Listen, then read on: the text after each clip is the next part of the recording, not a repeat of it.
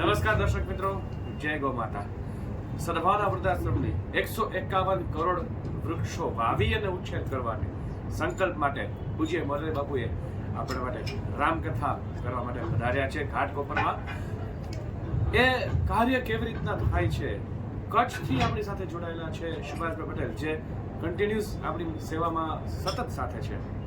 સદભાવનાના 3 સંકલ્પ: 151 કરોડ વૃક્ષો વાવવા ઉછેરવા. બીજો સંકલ્પ રાજકોટની અંદર વિશ્વનું સૌથી મોટું વૃદ્ધાશ્રમ. અને ત્રીજો સંકલ્પ જુનાગઢમાં અરહમ યુવા સેવા ગ્રુપ નમ્રમુનિ મહારાજના આજ્ઞાના આશીર્વાદથી જે નિઃશુલ્ક એટલે કે કેશલેસ હોસ્પિટલ ત્યાં થઈ રહી છે, એના ભાગરૂપે આ કથાનું આયોજન છે. તો સુભાષભાઈ પટેલને વિનંતી કરીશ કે શા માટે એ લોકો કચ્છથી જોડાણા, હૃદયથી જોડાણા છે, તો એમના અનુભવ વિશે અને આ કાર્ય વિશે થોડી માહિતી આપે. નમસ્કાર, હું સુભાષભાઈ પટેલ. મારું પૂર્વજ કચ્છ. સદભાવનાના શબ્દમાં એનો અર્થ છુપાયેલો છે, સારી ભાવના. વિજયભાઈ ડોગરિયાની આખી ટીમ એટલે સદભાવનાની ટીમ જે કાર્ય કરી રહી છે, આજે એ કાર્ય વિશે પ્રકાશ પાડવા માટે મને 2 શબ્દ બોલવાને મને કીધું. મારી પાસે છે ને એ શબ્દો મારે છે ને ચોરવા પડે એવું છે, કારણ કે જેટલા પણ શબ્દો હું એમની વિશે બોલીશ કે મેં જે કાર્ય જોયું છે એમ એ કહીશ એ ઓછા જ પડવાના છે, તો પણ હું મારા શબ્દ અને મારો મંતવ્ય રજૂ કરું છું.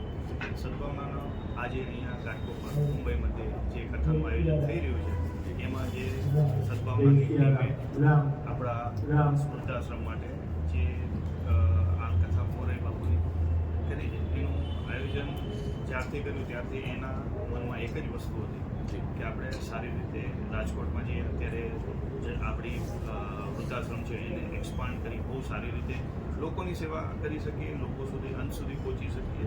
અને એની સાથે વૃક્ષોનો ઉછેર. મેં પોતે કચ્છમાં એવું કહેવાતું કે કચ્છ આવતા તો લોકો છે ને 10 વખત વિચારતા કે કચ્છમાં જશો ત્યાં કાંઈ નથી, શું છે?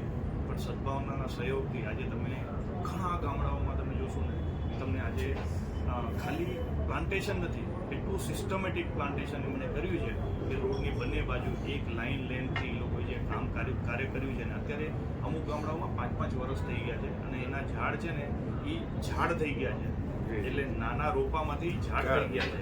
અને કદાચ એને 5 ફૂટનું એ જે ટ્રી ગાર્ડ એ લોકોએ ઇન્સ્ટોલ કર્યું છે, એનાથી ઉપર થઈને અત્યારે છે ને છાંયો આપવા માંડ્યા છે. એટલે પશુ પક્ષી અને કદાચ અત્યારે 2 વર્ષની અંદર જે પ્રાણીઓ પણ છે ને એની નીચે બેસી અને પોતાનો થાક ઉતારી શકશે અને ભવિષ્યમાં મનુષ્ય માટે ઓક્સિજન પૂરું કરશે અને મનુષ્યને એક આશ્રય સ્થાન એટલે આખા રસ્તામાં આશ્રય સ્થાન મળી શકે એવી વ્યવસ્થા સદભાવનાના સદભાવે કરેલી છે.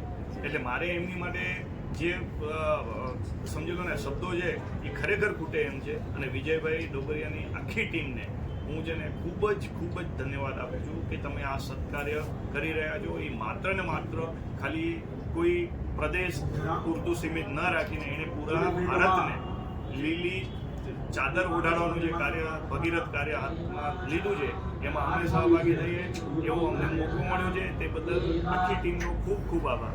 ધન્યવાદ.